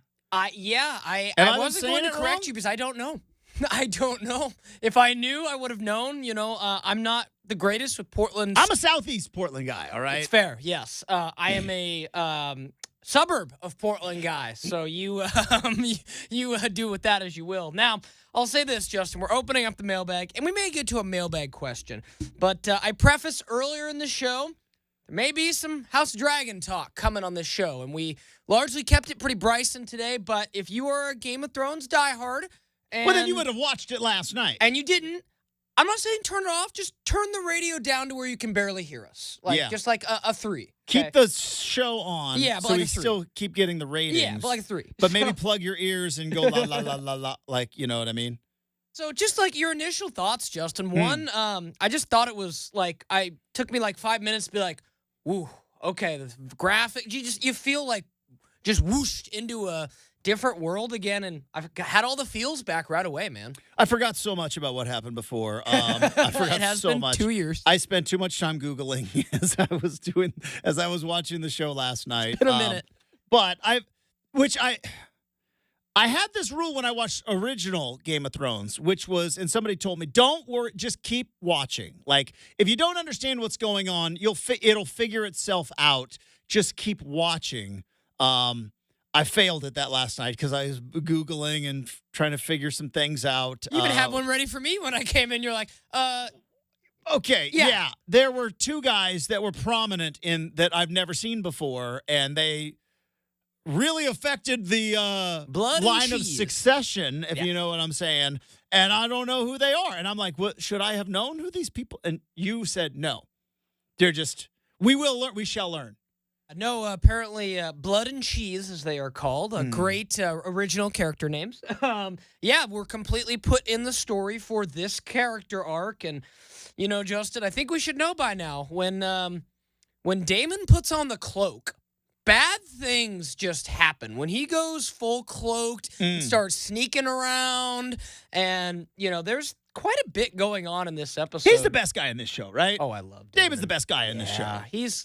He's a bad bro. We'll just leave it at radio appropriate. He's a bad bro. I would not want to mess with him. All right. Eye patch guy. Oh, Aemond. Yes. That guy. Aemond. What's his deal? What's going on with him? He seems to be has the biggest dragon in all of all of everyone. When you got the biggest dragon, Justin, that's a pretty big flex. But he seems to be scheming. Well, he seems to be scheming. Yeah, that's what I've noticed. Yeah. Now maybe he just looks like that because he has an eye patch. Yeah, but he seems to be scheming. Yeah, I think he and. Does it bother you the way I watch the show that I don't know anybody's names? I just know the stuff, the way that they look like. Like I said, I've had to do eye patch guy. Yeah, I've had to do, and I've told you this before, I've had to do a really hard job because right now, Justin, the biggest, and I'll say this, it makes me a bad TV watcher, and I get that.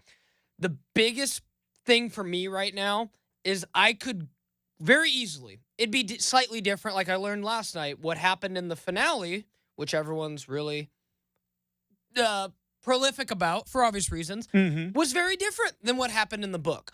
But the fact that I could just Google and find out what happens to all these characters because it's already written is tough. So I'm like trying to avoid the source. And even last night, as soon as I jumped on social media, everyone was, oh, that's such a crazy scene. Well, here's what happened in the book. So it's like, it's right there. And I'm like trying to avoid the spoilers. George R. Martin was pretty sick. He's got an imagination that frightens me. I mean, he frightens me. That imagination, Justin, the friendliness of familial relations. Like, again, no big deal. Like, there was only like some family within family children last night. There's a whole thing on Google you can, and I had to do it last night because I'm like, wait, who is that guy again? Who is he related to? And it'll show you like who they're related. It's like the fact that there is like 100 years of even before Game of Thrones, like, whoa. Oh yeah, like to that point last night when they dozens of generations of like, I don't know how you even think of all that. Oh yeah, like they cold not a huge, but they cold opened to Winterfell last night. So anyone from Game of Thrones original would be like, "Oh, Winterfell." Well, and then they dropped the winter is coming, and I was like, "It's gonna be a while, guys." Right. Spoiler alert: it's gonna be a smidge before winter does actually show up. Yeah, and I'm just thinking in my head, I'm like, "Oh, look, a Stark," and you're like, "Oh, that's like Sean Ben's great grandfather, like 100 and some years, like." Like just that part of it's kind of hard to wrap your mind around that it's so long. But last part on this, and we'll go ahead and close up the Game of Thrones theme mailbag this morning, Justin, is I told you yesterday that after the U.S. Open finished, my brother and I were just sitting talking about the U.S. Open and a whole bunch of other stuff because we were sitting there going, well, it's only an hour and 10 minutes until House of Dragon drops. And I couldn't remember a time that I didn't start watching exactly at 6, but I planned to have, dinner ready right around 6 and relatively settle into, not being disturbed for an hour at 6:15, 6:30. And I couldn't remember a TV show since like my childhood years when I used to watch, Lost or Grey's Anatomy or Big Bang Theory, the shows that were on cable. Like that part's unique. Also, HBO is just kind of mean-spirited because now they're going to make us wait a whole week. Because, meanwhile, The Bear, I think next week is just going to drop all the episodes. Oh, yeah, all of them. And we'll be able to just kind of watch them at our leisure. And HBO is like, nah, we still do it. We still do it our way, which actually it makes for. You like it this way? I do because it reminds me that it's Sunday night. I get my days.